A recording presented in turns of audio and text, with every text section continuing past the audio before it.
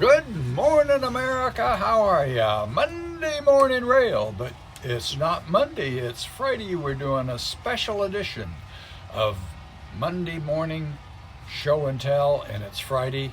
And show and tell is always brought to you by Jelsma Graphics, the people that make all the embroidered railroad clothing. And you see us at a lot of different shows. Upcoming, I want to let you guys know and gals to stop by our booth at Train Fest in Milwaukee. The weekend before Thanksgiving, we'll be in Milwaukee, Wisconsin at Train Fest. So remember to stop by, and we'll be giving away the What's Neat hats from the Ken Patterson show. And so we have a limited amount, so just stop by and ask for, hey, can I have a free What's Neat hat? And stop by. And remember to stop by, see Jelsma Graphics, that's Jelsma, for all your railroad embroidery needs. And with all that being said, our special edition is going to start right now. Hi, this is Richard from the Jacksonville Terminal Railroad Museum. Today we're going to talk about a house, not a passenger terminal, not a structure on the railroad, well, lineside structure.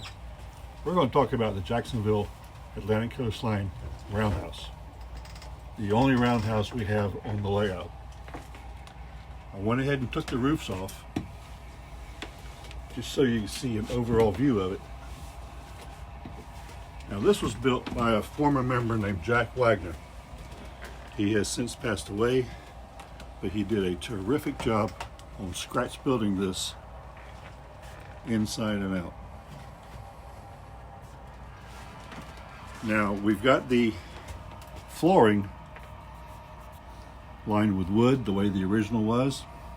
I did help Jack install the wood flooring. I remember doing that. And for some reason we had a little trouble getting it to cement down. But each and every track in here has an inspection pit that we dug out, cut the ties on the flex track, and then painted everything nice, dark, greasy look. Jack built all of the trestling work, or I forget what you call this, but he built all of these at home and brought them in and installed them. Then came back and installed the cross pieces for the roofing. Someone installed lighting inside this structure. We got a row here and a row here and some inside the back shop. From what I remember, this was built some time ago. Jack had no trouble building the walls and installing everything, but when it came to the roof, I think it was this middle piece, he told me he had to make 3 different tries to make the right pattern before he cut out the real material. Got a freight train coming.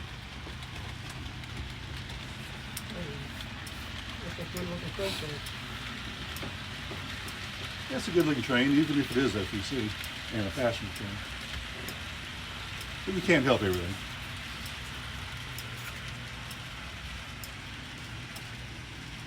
Now, getting back to the roundhouse.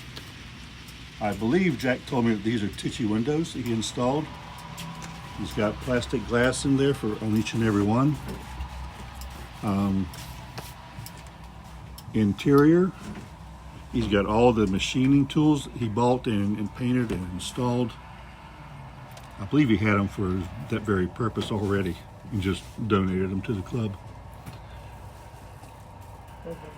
The smokestacks above each stall for the steamers, he scratch built each one.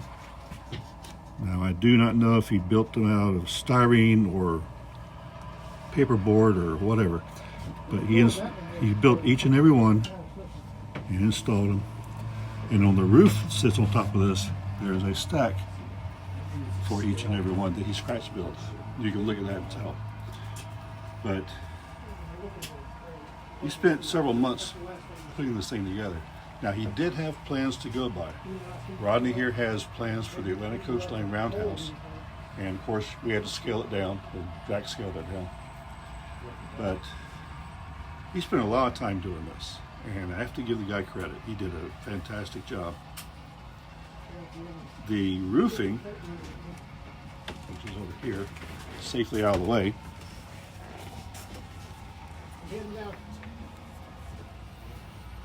Again, he scratch built the roofing.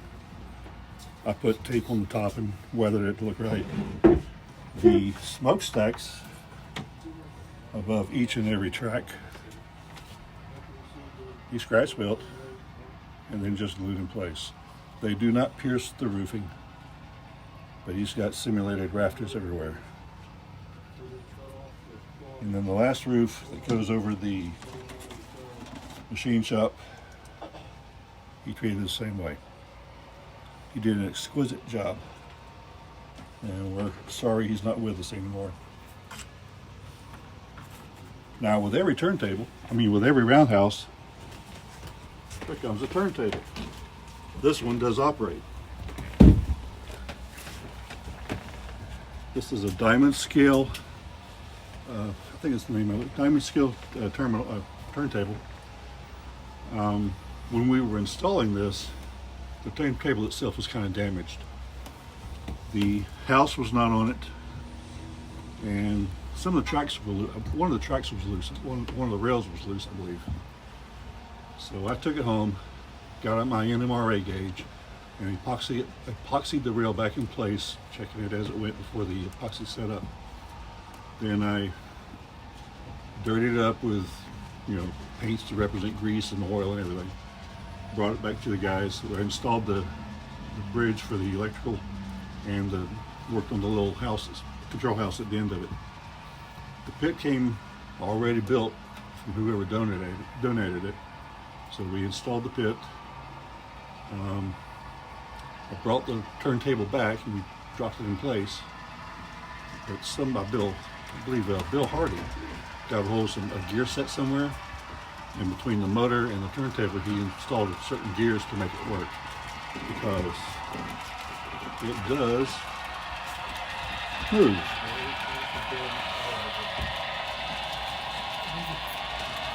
And we line it up with whatever track we want. Just kind of eyeball it. I'm not very good at it. But it's powered. And we'll use this to turn steamers or diesels so the nose is pointing the right direction. And since this is a DCC layout, we control the direction and polarity by the direction set on the throttles.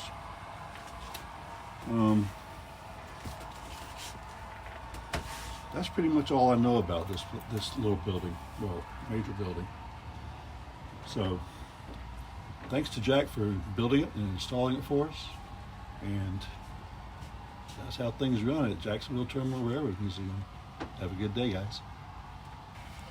Well, thank you, Richard. That was very interesting.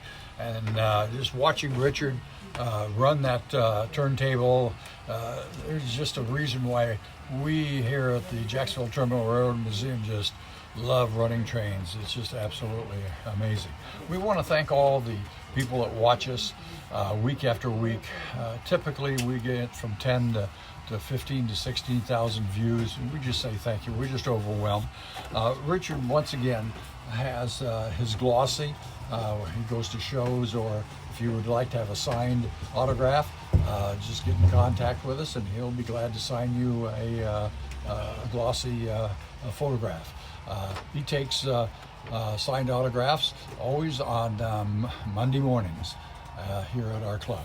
And that's the way it is at the world famous Jacksonville Terminal Railroad Museum in beautiful Jacksonville, Florida, where the sun always shines, even during hurricanes.